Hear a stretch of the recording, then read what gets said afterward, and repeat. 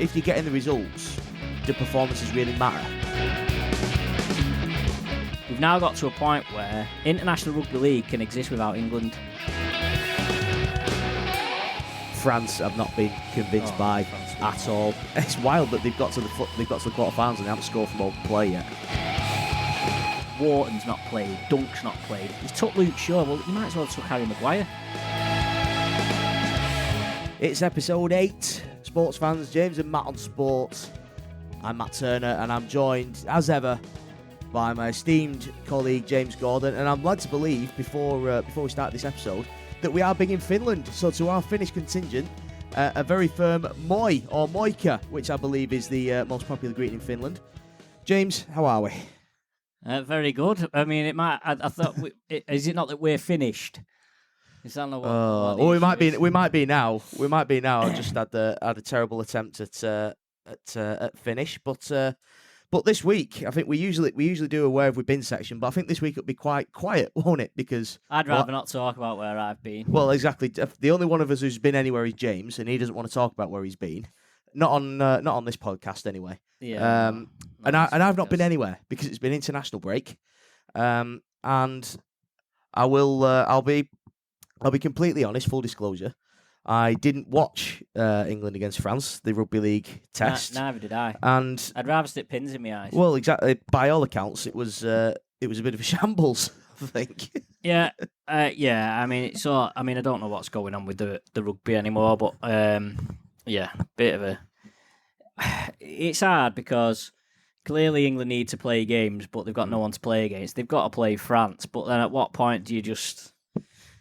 There's complete lack of interest. Everyone talks about the international game being important, but there's just complete lack of interest. I bet more fans probably went from Featherstone to watch Featherstone on after it than England fans went, and that's the depressing nature, isn't it? Because let's just have a look at the raw, bare essential facts. That international game was a curtain raiser to a championship game. Yeah, and I think that's just how it is. Yeah, and and people say, you need the international game to get the wider public interested. Well, the international game can't even get the rugby league public interested. So you've got absolutely no chance of getting anybody else. If you can't get your core audience engaged, I say what chance have you got with the only those internationals? outside? The only international matches that I am in. Well, I mean, putting my professional hat to one side, the only international matches that I'm realistically interested in is England or Great Britain against Australia or New Zealand. Yeah. And that is the bottom line. Now, don't get me wrong, nothing against Samoa and Tonga and them sort of nations, but they've sort of been created by the NRL. They're doing okay at the moment, but there's no longevity in the heritage thing. Because, Jason Tamalolo's granddad's from Tonga or whatever, but Jason Tamalolo's son's not going to be able to play for Tonga because he'll be a generation behind. So they've sort of just about clinging on to that heritage stuff at the moment, but that's surely going to run out at some point. Or will they say that because your dad's played for Tonga? Well, or maybe they might carry it on that way. But the bottom line is, regardless of Samoa and Tonga, the only countries realistically I'm interested in watching play International Rugby League, Australia and New Zealand against Great Britain or England, and I don't see any point in it being England because there's no one who's not from England anyway, so it might as well just be Great Britain.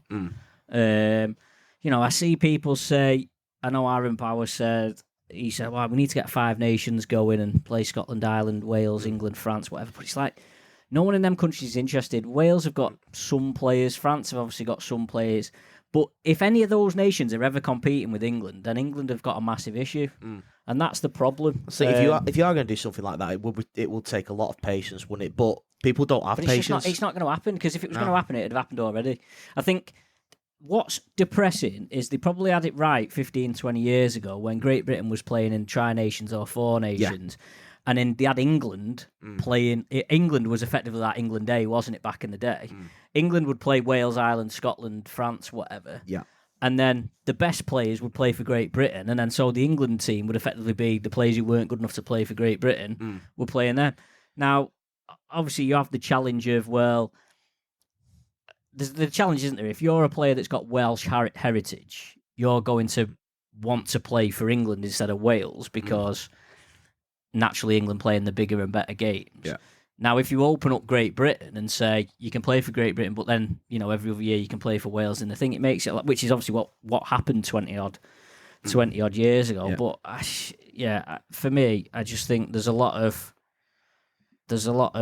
pontification and stuff going on, and not a lot. What really winds me up is they've been talking about, and I've covered rugby league for 15, 16 years.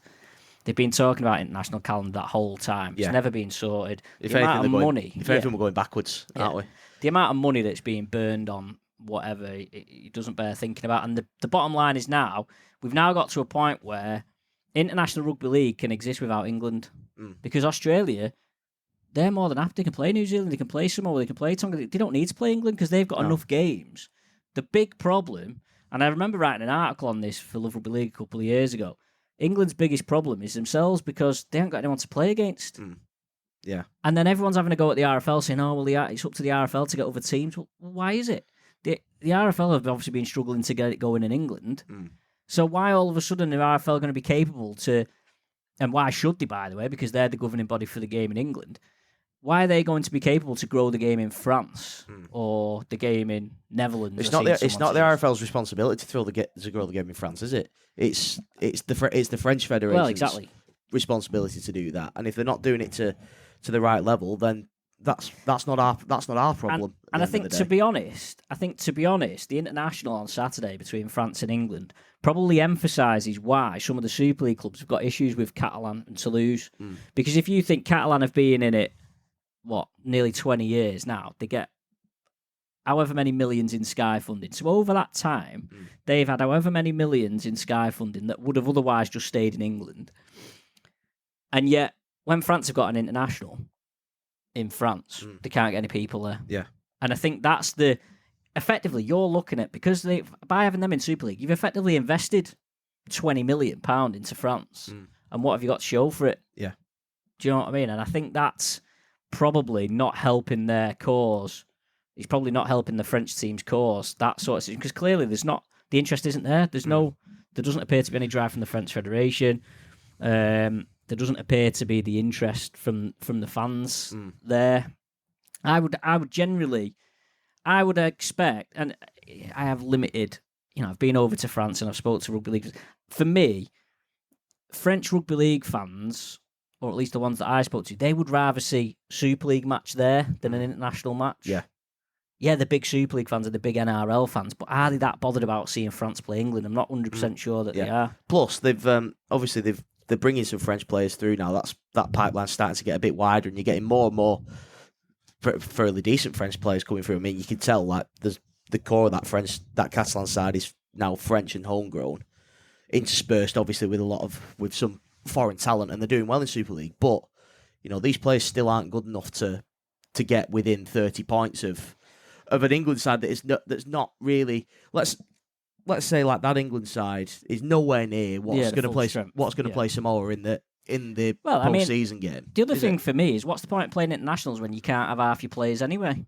I mean, I'm not necessarily against mid-season internationals, but it's getting to a point now where, you can't get the players who are playing in Australia anyway.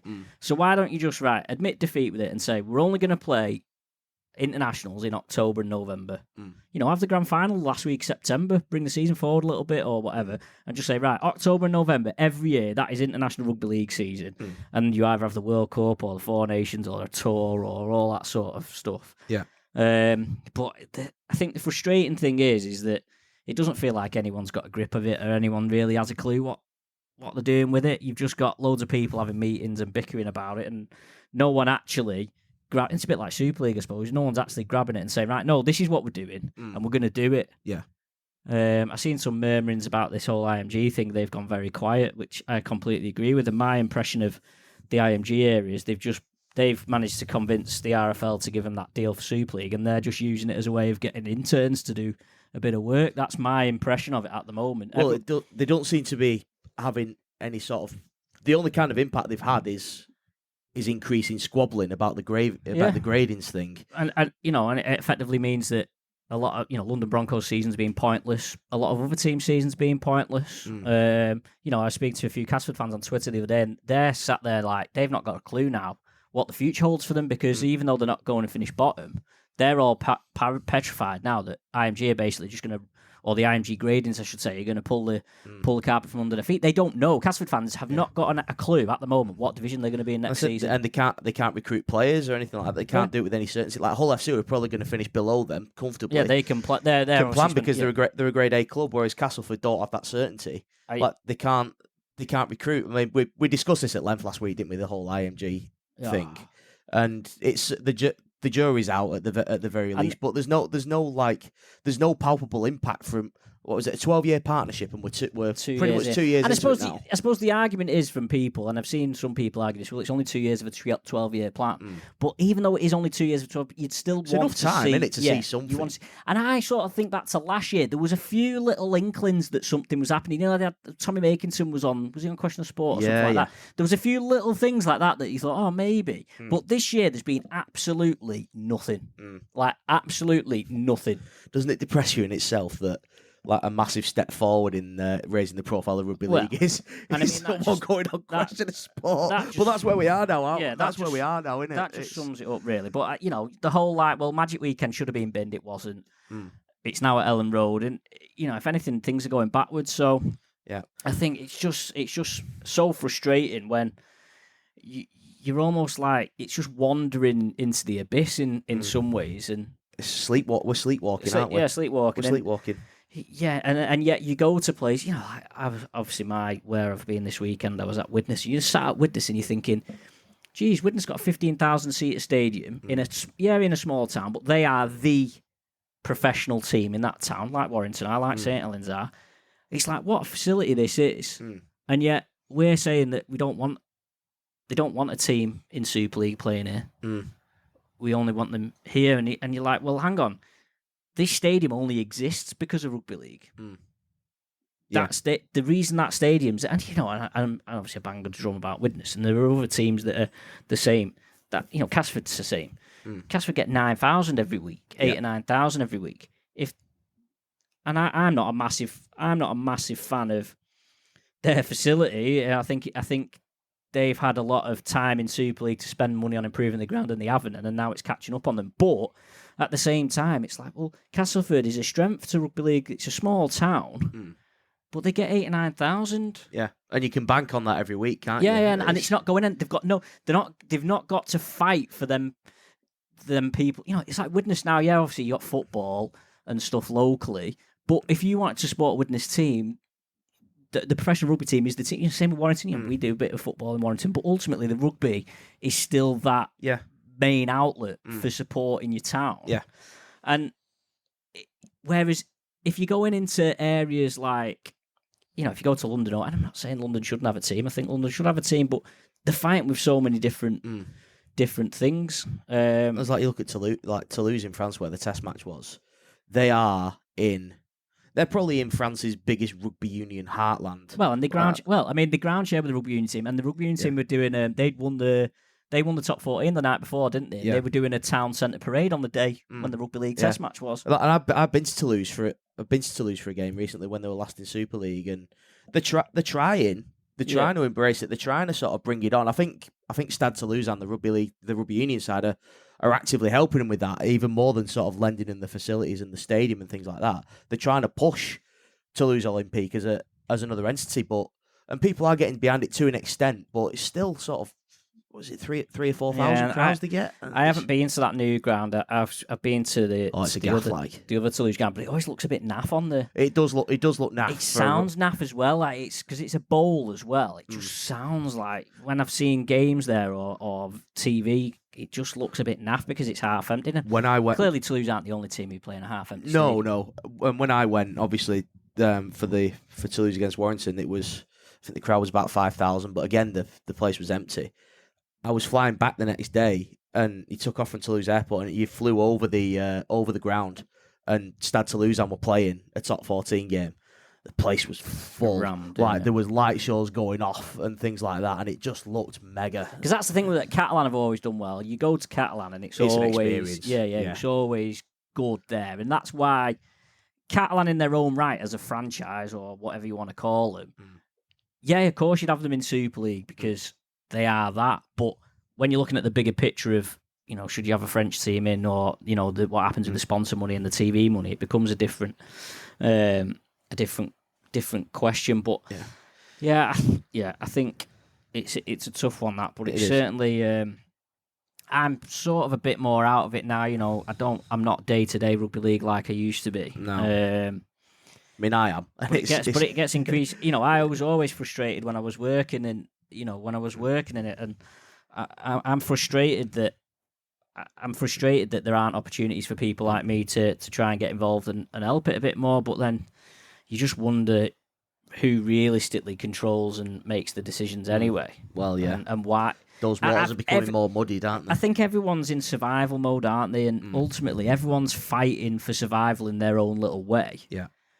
Which then makes them reluctant to do different things. Or I think from a club's point of view, like they're already, what they're getting is already going down and down and down every year. Listen, and they have to hold on to what they have, and that's the thing. I don't blame the clubs for being like that. No. Ultimately, the clubs they're their own businesses in their own right. They've got to do that. But I just think, at some point, someone's going to have to say, right, look, we're going to have to take this away from the clubs.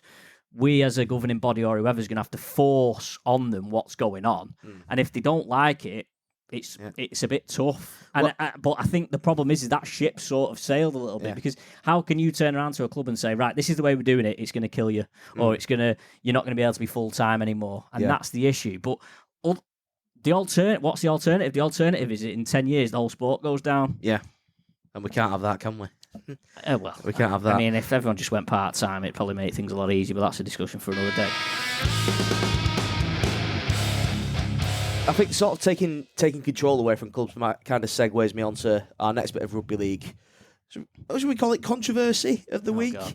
I can't remember. Have we recorded since it was announced the challenge? There's been a reformat of the Challenge Cup. To essentially guarantee lower league clubs a home tie against a Super League side from next year.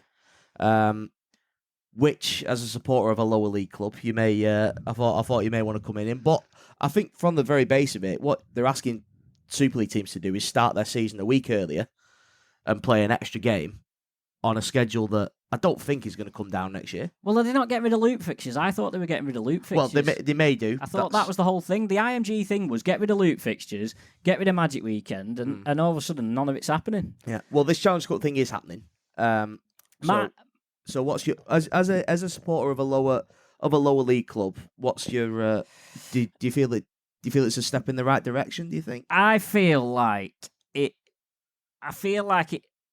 it's been a bit of a way to appease the moaning about it. I think realistically, the last 16 is still going to be 12 Super League teams and 4 Championship teams, whether you like it or not. I don't mind it, but I just don't see why they couldn't have just done an open draw. So just do an open draw, and then if a Super League team does draw a team at home, they have to play them away. So, because I think the thing is now is you've basically protected this, and that's clearly why they've done it. All the Super League teams are effectively protected, aren't they? Because they don't play against each other. So, whereas I sort of feel like they could have just done it an open draw. So Warrington could have drawn Wigan in the third round, but then if Warrington drew Widnes at home, it'd be at Widnes instead. I think I would have preferred to see that. I think it's good. I think it makes sense to do it before the season. Because it's almost, everyone has pre-season friendlies, don't they? And I feel like that's what it'll be for Super League clubs, isn't it? Yeah, and I feel like that actually might work. It might be, you might end up with teams, you might get the odd upset every now and again, which is good. I think I like my suggestion, because part of the issue with the Challenge Cup was crowds, wasn't it? Because clubs weren't sure when the games were. I suggested this a couple of years ago where I said what I thought they should do is I thought they should draw. If they were putting the Super League teams in the last 16, I thought they should draw the draw before the season started. So you could basically say, right, in the last 16, these 8 teams are definitely going to be at home. Yeah. You don't know you're going to be playing yet, but you'll definitely have a game on this day at home. And then them clubs could say, right, we know we're at home. Whether you do it as 8 clubs or 6 clubs and then rotate it year in, year out. And then at least you could say to them, right, you've got that extra home game. You can include it on your season ticket. Yeah. Do you know what I mean? I thought that was, for me, was what they could have perhaps done. Obviously, the way they're doing it now, you're still going to have that uncertainty about whether they're at home. But yeah, is hosting a Super League club as lucrative as people think? Probably not. You know, if Widnes played Warrington at home, are they going to make a load of money? I think they make more money than they would do on a normal match day. Well, they would they sell the ground out? Probably not. No, but I don't think it's it's not the. I don't think it's the. What's the word? The lottery win that people are describing. It's not the. These poor old Championship clubs. They're going to be able to play. Massive Wigan or Hull KR, and they'll probably bring 500 fans or something. And yeah, it'll be a little bit, but in the grand scheme of things, it's not really going to make much difference. But yeah, I mean, I think it's better that the Super League clubs are in early. I think the way it probably makes sense, the way they've organised the first two rounds. I think the problem you've got with the season schedule is because the community game doesn't start till a bit later, and the League One doesn't start till a bit later. You had League One clubs playing in January, and then they'd have like 6 weeks off before they even played another game. But they needed to do that to get the early rounds in as early as possible. Whereas at least now they've condensed it into a shorter run. I guess that's where they've slotted the 1895 Cup in, haven't they, for the lower league teams? But again, you've still got that danger of you could get knocked out early. And then you don't have a game for weeks and weeks. It wasn't as bad this season, but yeah, certainly if you lost in Challenge Cup and lost in the 895 Cup, all of a sudden you're only playing once every other week for 2 months. Yeah. How you handle that is another kettle of fish. Personally, I think they should organise league rounds, and then just if you're in the cup, your league game gets postponed and has to be rearranged for another time. But there is enough free weekends in the season that you could replace them. But yeah, I think at least you're getting away from. There's nothing worse. The rugby season starts. You think, we haven't got a game this week because we got knocked out of the cup. We play next week, but then we're off the weekend after because tough selling it. Last season, the Widnes had 3 weekends off in a row. Yeah, because they'd been knocked out of the. They got beat by Lee in the Challenge Cup, I think it was last season, and then they got knocked out the 1895. God, what did you do with And yourself? they basically had they almost treated it like a pre-season. Yeah. Because I think it was I think they played 9 games in the league at that point, and I'm sure it was Challenge Cup weekend, 1895 Cup, and then it was the international break or something like that. So Widnes didn't have a game for 3 consecutive weekends, and that's like in the middle of the season. God, what did you do with yourself? I can't remember. Did you have to talk to your wife? Possibly.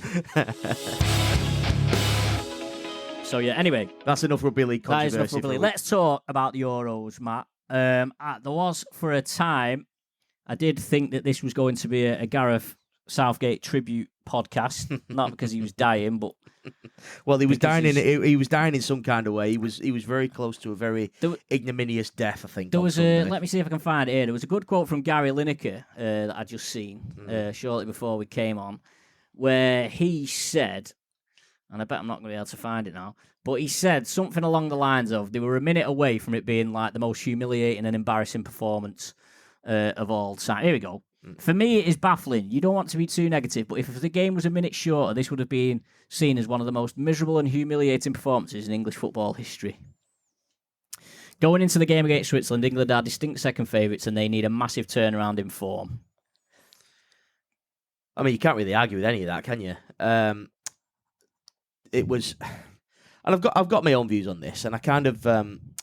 people who've listened to this podcast know I've been we're both sort of Southgate sympathisers at the very least, and I've defended Gareth Southgate, and it's getting harder in terms of performances because it does look flat. But I've sort of had this debate with a few people since Sunday and even before then, but particularly today. And actually asked Sam Burgess about it in our press conference today because I wanted to get his take on it as a head coach. Are you that desperate for content? No, I mean I just think it's quite in vogue because go on.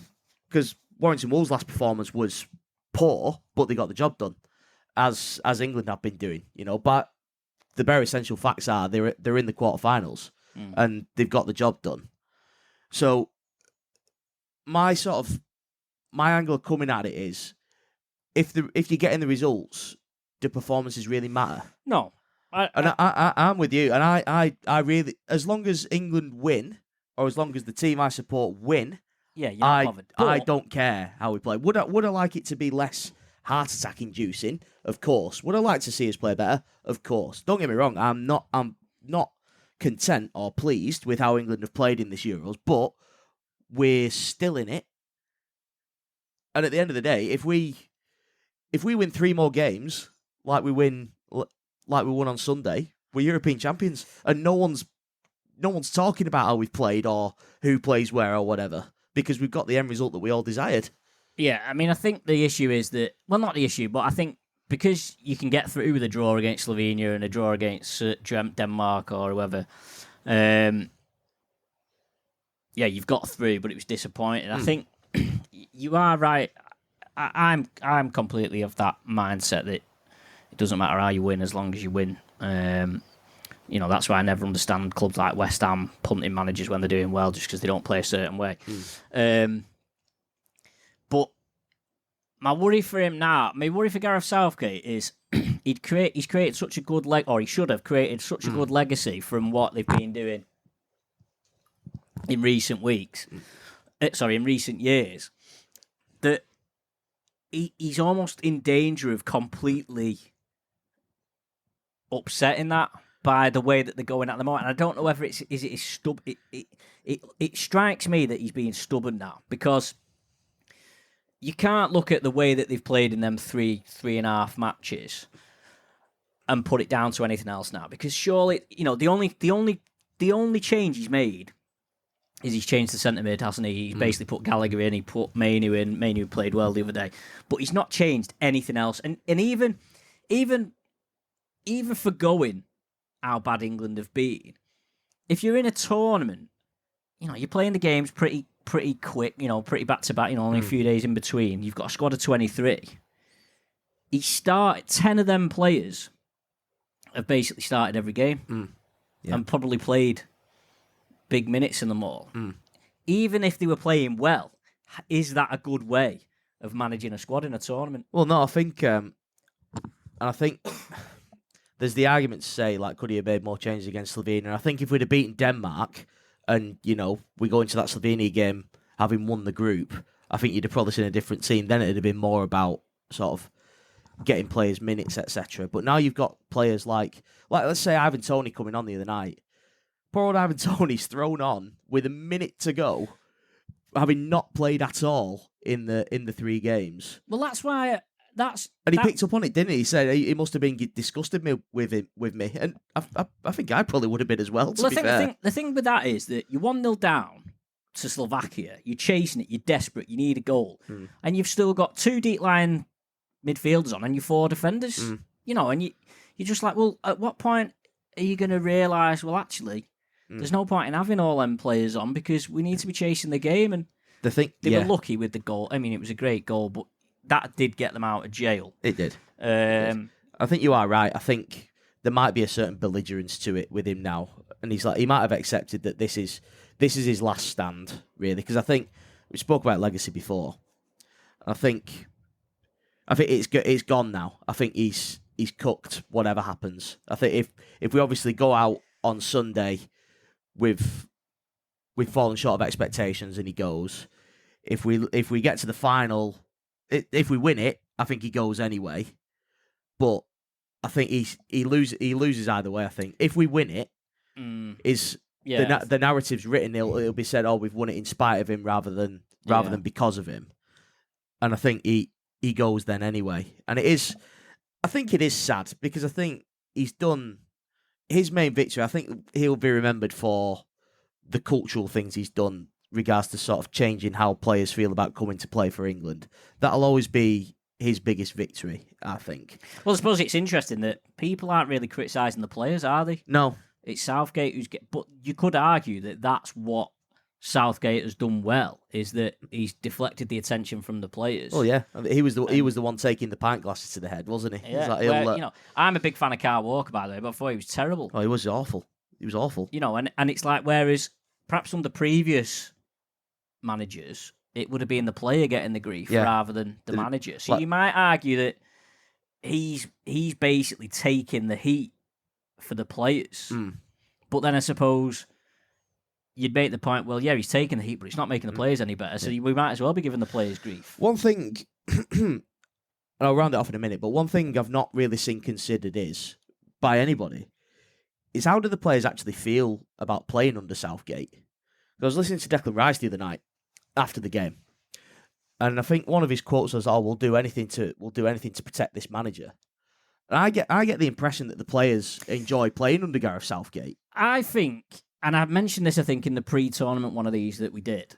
I think he made too many changes for this tournament. I think there's did they say on the commentary the other night there's 13? It's 13. It's 13 different from the World Cup. 13 different from the World Cup. I think he made too many changes, and I know people were talking about changes, but I just think you look at Maguire, Henderson, Rashford, Sterling, even Grealish, Maddison, players like that who've been in and around.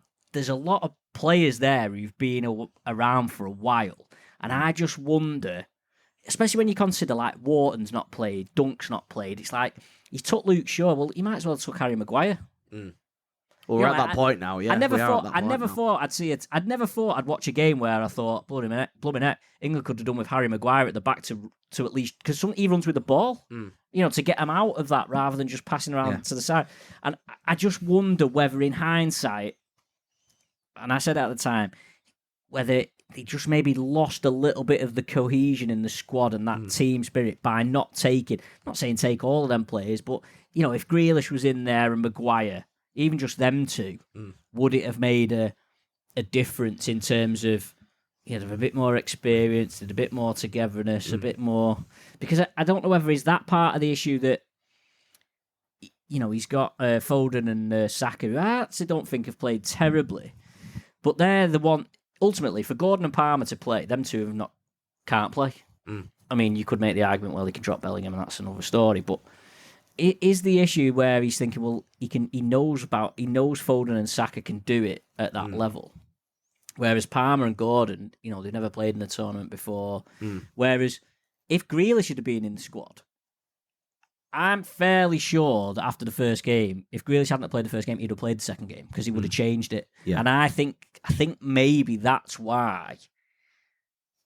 I think that's probably where he's got it wrong. I think if someone like Grealish would have been in the squad, though, I don't think Gordon would have been, and that would have opened a whole other can of worms, wouldn't it? Yeah, and that's the thing. People moaning about the squad selection, and I wasn't one of those anyway. But people moan about squad selection, but then when he makes changes, they're moaning about that.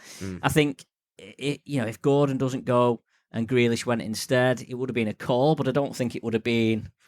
I don't think it would have been overly controversial. You might have said Grealish could have gone instead of Jared Bowen, or whatever. But yeah, it's a tough one. It's interesting. I think in some ways it probably would have been better for them to be playing a bigger nation in the next round. Because you just wonder, will they waiting to play a better team before they're going to ramp it up? Now, Switzerland were very good the other day. Oh, God, they were. They were. And they'll go into the match as favourites probably now, but England should still beat them. Well, on paper, you'd think so, yeah, but based on this tournament, like I said, we're probably going in second favourites because, God, this Switzerland side, who I'm delighted with, by the way, because they're my sweepstake pick. So I'm win-win either way on Saturday. Either we get to the semi-finals or I get my sweepstake money back. They look very, very good. Like I thought they looked good. They looked good in their group. Obviously, it took Germany a 92nd minute equaliser to snatch a draw with them, and then they completely outplayed Italy on Saturday. They moved the ball quickly. Like they moved the ball through the phases very, very quickly, and they all seem to know what they're doing. Like they seem to have a clear plan and identity. Yeah, and England are obviously struggling with that at the minute, and I think to sort of round off my Southgate thoughts, I'd like to do that with a quote from Batman. Oh, God. You either die a hero or live long enough to see yourself become the villain. Well, yeah, I mean, I agree with you about Switzerland. I don't think they've got any particularly outstanding players, but they're quite balanced. They've got the quick forwards, they've got players in the middle who like to tackle or who like to are decent on the ball. They've got a solid enough back four. They've got two decent fullbacks. The goalies, obviously, the goalie's a good goalie. Won Serie A last season. And I worry about England. England have had such a lack of balance in this tournament because of the left back situation. And that, I mean, you can't just pin it all on that. But it doesn't help, does it? It doesn't help. Especially because you've got Foden playing wide left, and he naturally wants to come inside all the time. Yeah. It'll be interesting to see what it does, because Guay's banned, isn't he? So I think he's probably been our player of the tournament as well. It'll be interesting to see what it does. My personal opinion, I'd play Kyle Walker at centre back. I'd play Kyle Walker at centre back and then bring Trent back at right back. Is what I would do. I don't think you will. I think you'll probably bring. I think Conser maybe. He'll have Conser or Dunk. I thought England looked much better when Conser was on, because he's left footed and he adds a bit of balance when he came on playing left back. Yeah.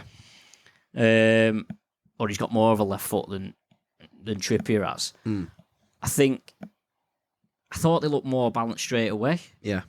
But yeah, it'll be interesting to see how it goes. No, it certainly will.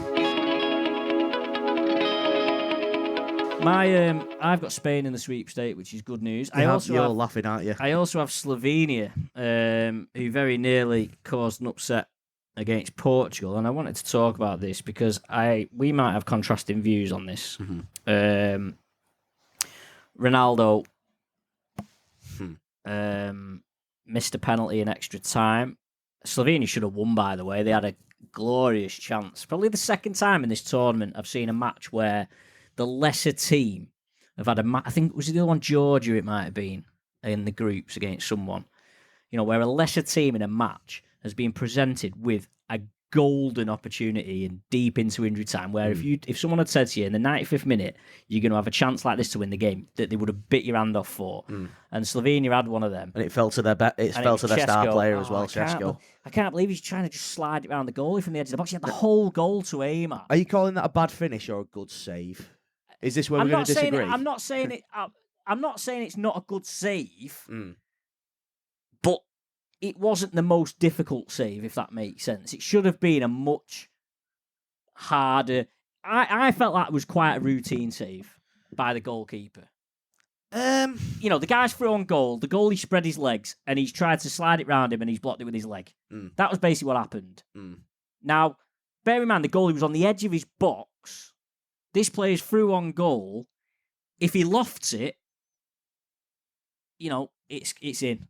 I don't know. I think with the way he sort of spread himself, I'm going to nail my colours to the mast. I think it's good. I think it's good goalkeeping. But any good, but surely you should be expecting the goalkeeper to do that. Well, yeah. Well, he executed the basics of goalkeeping and it worked. But I think with the way he spread himself, watching the replays of it, I think if he tries to dink him, I think he saves it. I don't think there's a. The only way I think he avoids. I think the only way he scores, by the way Diogo Costa came out, I think the only way he scores is by going round him. And I suppose that, like you say, it's good goalkeeping, because if he takes him round him, that then means the defender might possibly. You either force him wide enough that he's got a poor angle, then obviously the defender gets back. But I think he saved. I think if he just goes 1-on-1, I think he saves it whatever he does, with the way he spread himself, and he's then gone on to perform wonders in the penalty shootout by saving all three penalties. Yeah, he was unbelievable in the shootout. Technically as well, because obviously keepers get caught out for coming off the line too early now for penalties, but he's started behind the line, made sure he's got a foot firmly behind the line. That's where he launches from, but it's as late as possible and just flies. It gets across that goal. It's just fantastic display goalkeeping, I have to say. What annoys me, just going off on a tangent a little bit about penalties, is that the goalkeepers are like, they've got to do this thing where they keep the foot behind the line, but the players are allowed to do these stupid stuttering run-ups. Now, I mean, I think Bruno's is fine, but there was one, I'm trying to think what game it was the other day. It wasn't Mbappe, was it? It might have been Mbappe, and he's just like, he's basically stopped there. The goalie's got no chance. I've got a story about that. So, this is going back years. I went to watch Rochdale play Tottenham in an FA Cup replay. And this was like in the very first instances of VAR when they were starting to bring it in. Tottenham got a penalty which Son took and scored. VAR pulled it back. And on review, Son stopped in his run-up and therefore it was disallowed. We got a free kick and Son got booked because he stopped in his run up. Now I don't know what the rule is on this. Like someone better informed than us might be able to tell us. I think as long as you keep moving, technically, as long as there is movement in some way, you may be okay. Yeah, no, they've got to carry on moving, haven't they? But I still think that, and that's I suppose that's the difficult thing is how do you outlaw it? But I just watch it sometimes and I just think it's not fair on the goalkeepers. Anyway, in a situation that's heavily weighted against goalkeepers anyway. Yeah, Ronaldo had the chance to win it, you would say, in extra time. He had a penalty that was saved by Oblak. It was a very good save. It wasn't the worst. It certainly wasn't the worst penalty you've ever seen. People might say it's good. It's a good height for him, but it's a good save. It was a good save. And then Ronaldo was basically in tears at half time. And I've seen people giving him a bit of grief in this tournament, and clearly he's frustrated because he's getting old and he's not as good as he used to be. He's frustrated because he wants to score goals. But for me, the measure of him to step up and take the first penalty in the shootout, and that was an unbelievable penalty. The keeper went the right way. It was like right in the side netting. And then he almost sort of apologised to the Portugal fans, basically saying sorry. And I just thought that was... It's elite mentality, isn't it? That for me, I think he gets a lot of grief, Ronaldo, but I think that's the measure of him. Yeah, he gets upset. Yeah, he's got personal goals and stuff. But the bottom line is the measure of him as a person, as a player, is that he stepped up, took that first penalty, apologised to the fans there, and then they got through. Yeah. I must admit, because I'm one of those people who gives Ronaldo grief because I'm not a big Cristiano Ronaldo fan. I think I think he can come across as petty or petulant and self-serving. And don't get me wrong, I was delighted when he missed that penalty. But you are right in what you say. The measure of him is coming back and burying that penalty in the shootout pretty much immediately afterwards. That's elite mentality, and you can't argue with that. And he has got that. He wouldn't still be operating at this kind of level at his age if he didn't have it. So yeah, fair play to him. Fair play to him. I think. But I wanted to pick up on Slovenia's performance. Fair play to them, by the way. Playing 4-4-2. Yeah, exactly. 4-4-2 is not an outdated formation, as it turns out. Belgian fans might think differently after their game against France, but that's another discussion. Slovenia were praised from the rooftops for their performance last night against Portugal, which is very similar to the performance they put in against England. Whereas then, for that game, yeah, it was because England were bad. The narrative was England were bad rather than Slovenia were good. I found that quite interesting. I also didn't notice any pint glasses raining down on Roberto Martinez either. Yeah. After failing to score against Slovenia. There seems to be a lot. I mean, going back to the Ronaldo thing, there seems to be a lot of people criticising Ronaldo's involvement for Portugal. But what I don't get about that is, well, it's the manager that picks him. And whenever you read an interview with a player from Portugal, they want Ronaldo in the team. They want him to play there. I don't know whether there's not necessarily a direct replacement. I don't look at Ronaldo and think they're carrying him. I've watched Portugal's games, and yeah, he's playing up front, and yeah, he's not. He's not a Diogo Jota. He's not one of like the Switzerland front three where he's mobile and dominant, but he's still a threat. He's still a presence. But people talk about it as if they've got me or you up front. Yeah, I was saying they're not going to leave him unmarked, are they? But that's what I mean. And this is what I don't get. It's like he's still Ronaldo. That but people talk about him as if they've dragged some Sunday League footballer in to play up front and he's holding them back. Yeah, I don't get that. But they're gonna have to pick up considerably, you would feel. Yeah, I think that's obviously the case for a few teams. It's Portugal, England, we've discussed. France, I've not been convinced by at all. It's wild that they've got to the quarterfinals and they haven't scored from open play yet. Yeah, but then I suppose in some ways, going back to what you were saying before about Sam Burgess, ultimately these early stages are all about getting to the quarterfinals, and then you 3 big performances away from winning the thing. Now it's time to shine. Now it's time to turn up. And you know that you before the quarterfinals, you're going to be playing against teams you've probably not got anything to lose. They're just going to frustrate you. They're just going to sit back. Yeah. And all you can do is get through. So yeah. Well, before we go down one of James's rabbit holes, I've got to express some disappointment because Friday is looking like a mega day of football for the Euros. So we've got France against Portugal at 5 and Spain against Germany at 8. 2 unbelievable quarterfinals. And I'm going to miss them both because I'm going to be sat in traffic on the M6 or the M1 going down to Essex, and I am not happy about it. I thought you were going to say you were working. I've got moved. No, I'm sadly not. I'm not working. No, I was down for the Warrington game, but I've been moved to St Helens. Oh, have you? Oh, so okay. I'm doing St Helens Casford now. Oh, so you're going to miss them both as well? Yeah. What a shame. I'm gutted. I might be able to watch the first one, I suppose. I was hoping to talk my wife into because we have a. Can she not drive and you just watch it on your phone? Oh, she won't. She doesn't do long distance driving. Can you not make sure you're? What's that belting services on the M25? Beaconsfield. Is it Beaconsfield? Will you be going that way?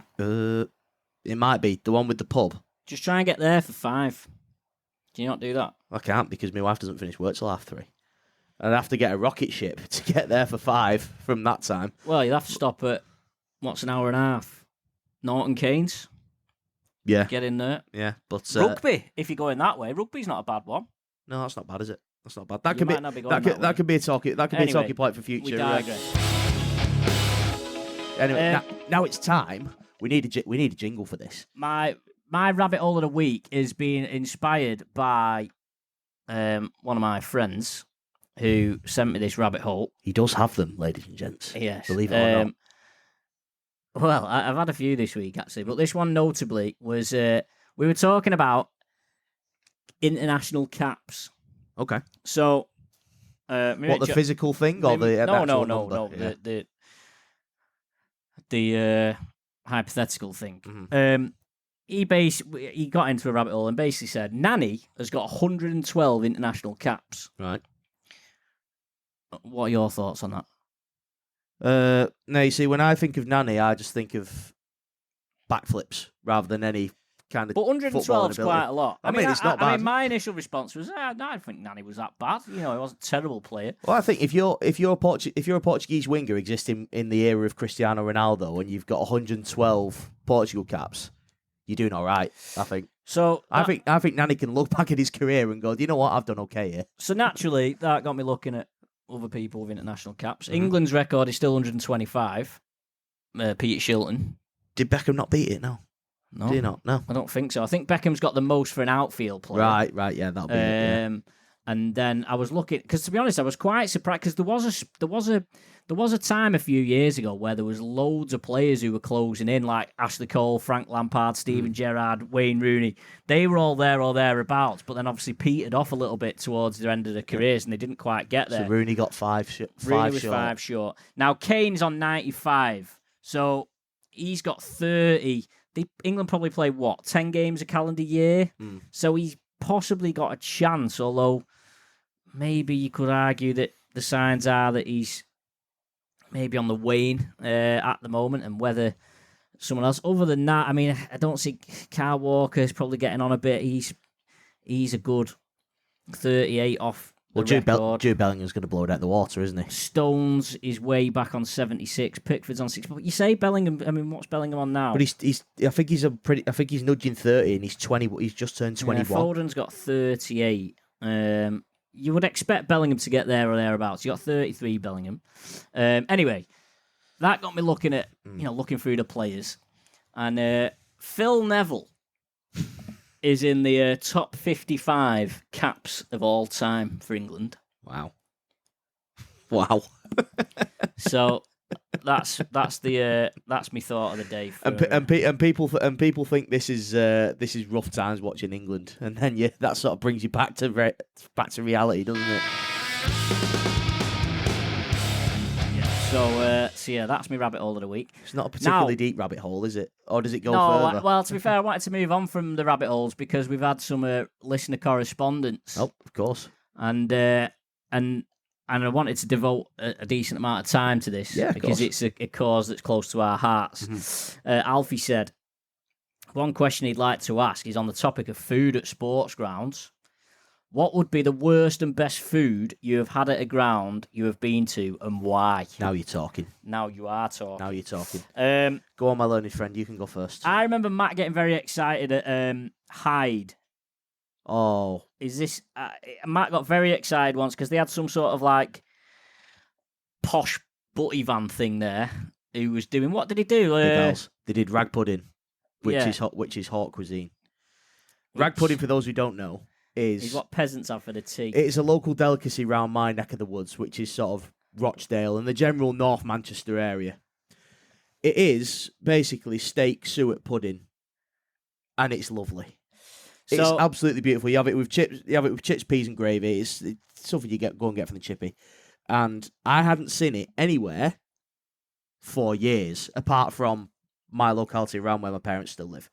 So to go to a work night and see it being served, I just lost my head, and I had to have it, and it was absolutely delightful. But it doesn't come top of my list. But I'd said I'd let you go first, so I'll let you go first. I'm still trying to think. I remember we went to Lancaster City once. Oh, don't! And they were making gourmet burgers, which completely. They'd had a complete misread of their target audience, I think, on that occasion. They had some chef in there making gourmet burgers that were taking him forever, and they were about £6.50 a go. We had to borrow money from... We had to borrow money off a cash mercenary that we know. And, just to pay for this gourmet burger on a brioche bun at the Giant Axe. There was nothing special, was it? Food, jeez. The problem is now I feel my assessments of food are intrinsically linked with... whether you have to pay for it or not. Well, no, with the press box experience. No, take the press box out of it. Just purely think of the food. I mean, I'm struggling, to be honest. Do you want me to come back to you? You can go on. You tell me yours. Right. Okay. So my worst is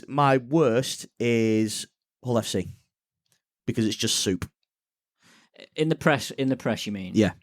The worst hot dog I think I've ever had was at Warrington at Halliwell Jones. I mean, they're just roll up. They're just standard. No, they were not this time. I mean, I was in the away end. This was many years ago, and it was a shambolic excuse of a hot dog. To be honest, it was because you're in the away end. Second class experience. The sausage was, not big enough for the bun. Be very careful how you say that. Be very careful about your next words. Yeah. So anyway, that was one of my worst experiences. So go on. Hull FC was probably the worst. Although I have to say, surprisingly, up there as well. In fact, I'm going to put it worse than this purely because of what it is. The worst has to be the pie I had at Wigan. Oof. Which you'd never expect, would you? I haven't been to Wigan for a couple of seasons, but last time I did go to Wigan, I got Josh McAllister to queue up for my half-time pie because I was commentating. So it tastes all right when you don't have to queue up for it yourself. Yeah, no, it is. But this wasn't press food. This was bought in the concourse, and it was awful. There was barely any filling in it. It was burnt. Oh, it was grim. I sometimes have sit-down meals at games. Oh, here we go. Gainsborough rings a bell. That was. You can't count that. I can't count them. You can't count them. Or can he? Alfie, it's up to you. Is he allowed to count them? To be fair, I don't mind Featherstone, I don't mind the options that Featherstone have. Although it does frustrate me when you get cheesy chips when it's basically just a load of grated cheese on top of the chips. Yeah, no, you've got to, if not melted in. If you're advertising cheesy chips as an option, you've got to do it properly. You've got to You've got to make sure it's melted. Yeah. Whereas you basically, and I'm hungry now. Yeah, I don't want to be waiting 20 minutes for it to melt into the chips. I'm hungry now. Yeah, I am hungry. But I think my best has to be Bamber Bridge. Oof. I'd say. Oof. Bamber Bridge is very, very good. Peppered steak pie, chips and gravy. It's delightful. We're going back in a few weeks, aren't we, for pre-season? And I am very much looking forward to it. I will make sure my calendar is free.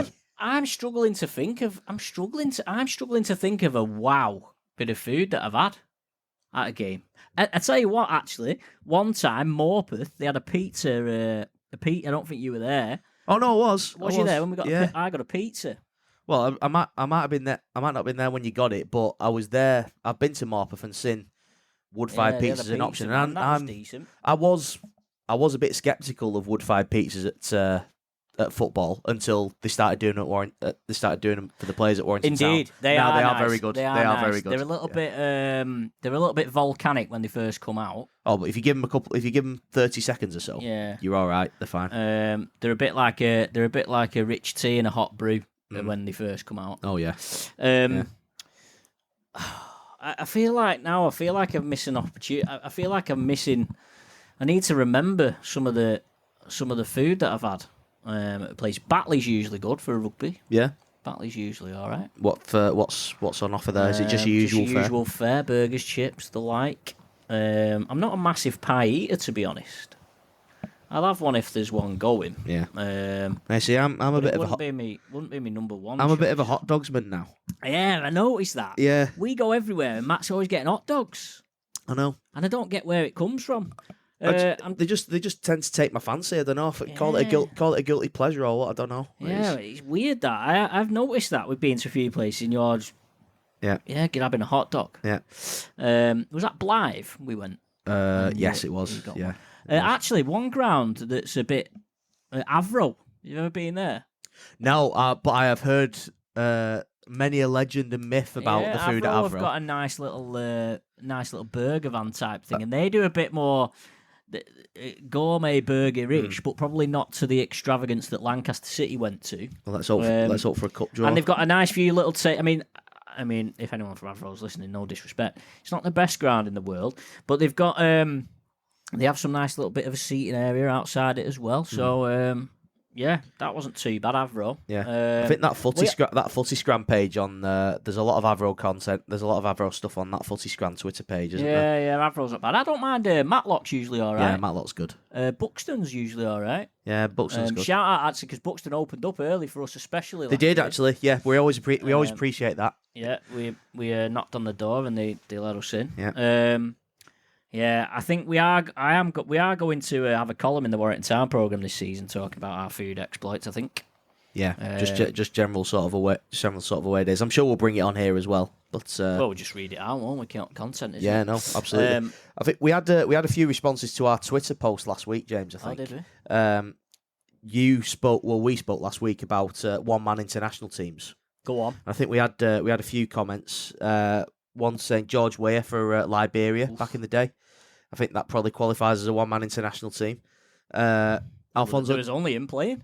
Yeah, that's true. Alfonso Davies for Canada. That's probably one from the modern era. What about David Healy, Northern Ireland? I mean, was David Healy ever like your top player? I mean, it's probably more a damning indictment of the rest of Northern Ireland, to be honest. I suppose you could say George Best, going back a few more years. I mean, I think David Healy scored a winner for Northern Ireland against England back in the day, if I remember rightly. The other one was Henrik Mkhitaryan for Armenia. Yeah, that was the other one that was brought up. Yeah. So yeah, that's a couple more to add to the roster. Yeah, because there's some like Denmark and Norway and things like that. Always seem to have like two or three, don't they? They usually have two or three who are decent. They're never really carried by Lewandowski, Poland, maybe, or is that a bit harsh on some of the other Polish lads? I think you could probably just about squeeze them in there. I think. Marian Pahars, Latvia. Oh, what a player he was, by the way. What a player he was. Yeah, Marian Pahars. I didn't think we'd come towards the end of this episode and talking about Marian Pahars. Well, there's always time. Anyway, right, we're gonna wrap up there because we've got places to be, people to see and whatnot. Do drop us a like, comment, subscribe, whatever it is you do, wherever you listen. On Sport Pod, Twitter, on Sport Pod on Twitter. Yeah, we'd like to hear from you. We've got Sam in the office. He's going to be clipping up some more videos each week. We are planning on filming this at some point, but we need you to sort your office out. Yeah, it's a bit of an issue that. So yeah, if you want us to talk about anything, if you want to tell us where the best food is, maybe we could, maybe Footy Scran could employ us to be like professional reviewers. Footy Scran, if you're listening, we're open to offers. Bang up for that. I'd be well up for that. I'd be well up for that. You know, just go in and be like, right, we want you to try. I would sack everything off to do that. I'd go as far as saying that's my dream job. That. Yeah. So if they're listening, yeah. But if you want to tweet us at JDG Sport or at Matt Turner _WG, yes, you're getting it. Thumbs up there. If you want to hear us talk about anything, debate us, tell us why we're wrong about Gareth Southgate or Ronaldo or indeed anything else, please do. And we'll see you again next week. That's full time for now.